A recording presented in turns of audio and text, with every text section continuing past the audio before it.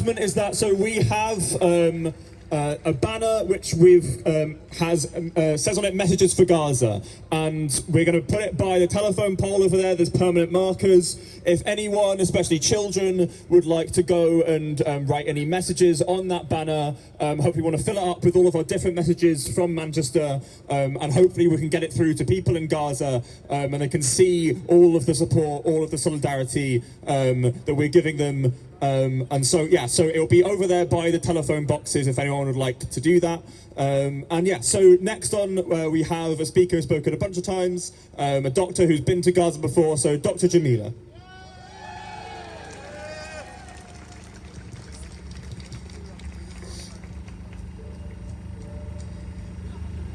Salams, assalamu alaikum, peace to you all. For those of you that don't know me, my name is Dr. Jameela Islam Zulfikar. I'm a medical doctor and humanitarian relief worker. I've been to Gaza and other war zones like Syria to deliver emergency medical and humanitarian aid. I'm also a mum and grandma. My kids and my grandchildren have marched for Gaza. This ends with this generation. Enough already. Friends, we're on day 92 and 75 years of the most widely broadcast genocide in history. A genocide that's been enabled by an international community who measure profit and power over people. What is left to say that hasn't already been said? There are no words left to describe the horrors that Palestinian people are facing. No vocabulary that can encompass the apocalyptic horrors of genocide. By now, the oppressors and genocide enablers thought that we would run out of steam. They thought we would give up. Are we going to let that happen?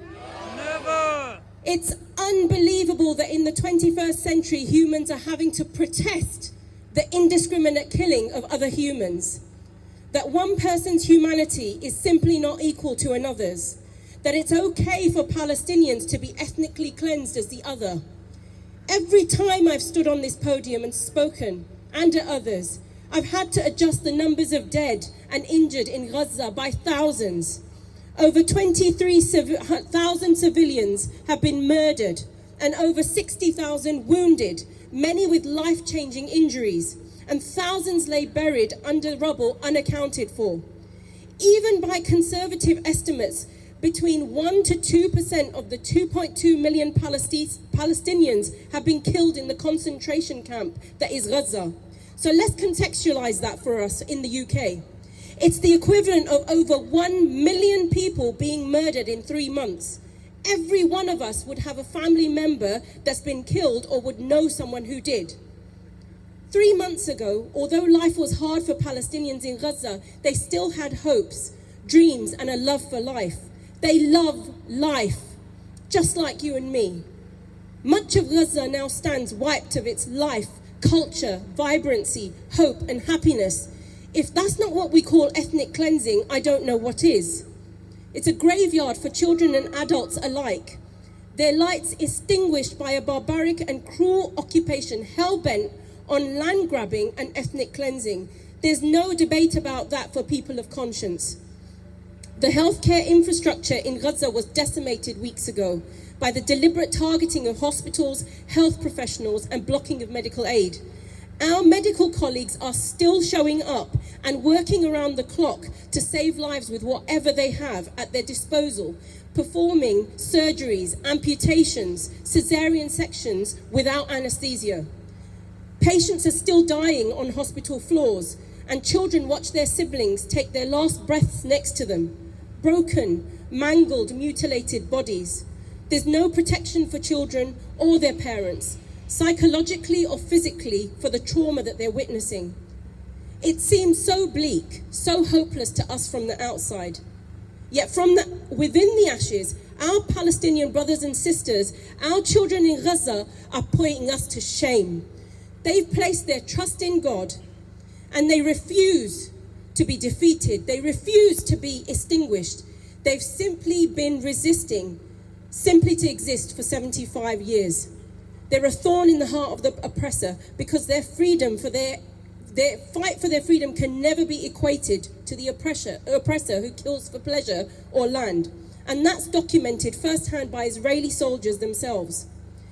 Israel is now on shaky ground. Make no mistake, our efforts here and elsewhere are making a difference. Your micro actions are turning the tide to bring big changes. South Africa was the first country to raise the case against Israel for war crimes. Many more will follow. Watch this space. Week in, week out, we've shown up to demand an unconditional ceasefire and end to the occupation. This is not in vain.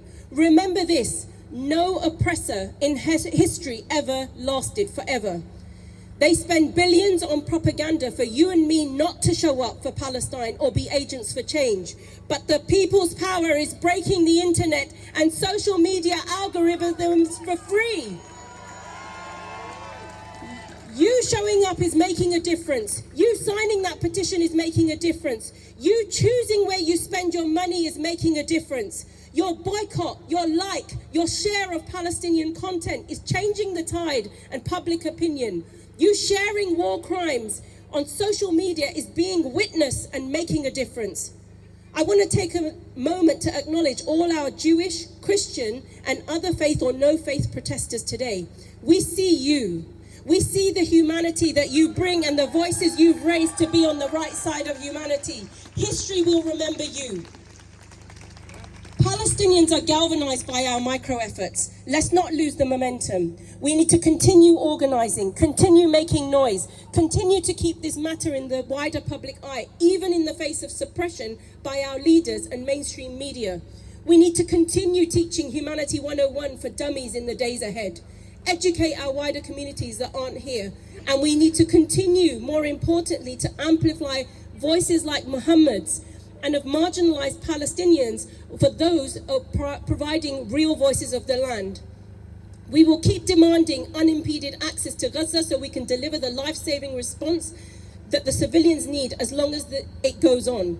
The cold winter days are already wreaking havoc in Gaza, as is the lack of water deliberately targeted by occupation forces to bring more misery and suffering. Hundreds of thousands more will die without appropriate humanitarian relief. You can find out more about how you can support Gaza at palestinesupport.com or follow my Insta account at Dr. Jameela to find out what we're doing on the ground. We demand the end of the occupation of Palestine. It must end. There's no military solution to this.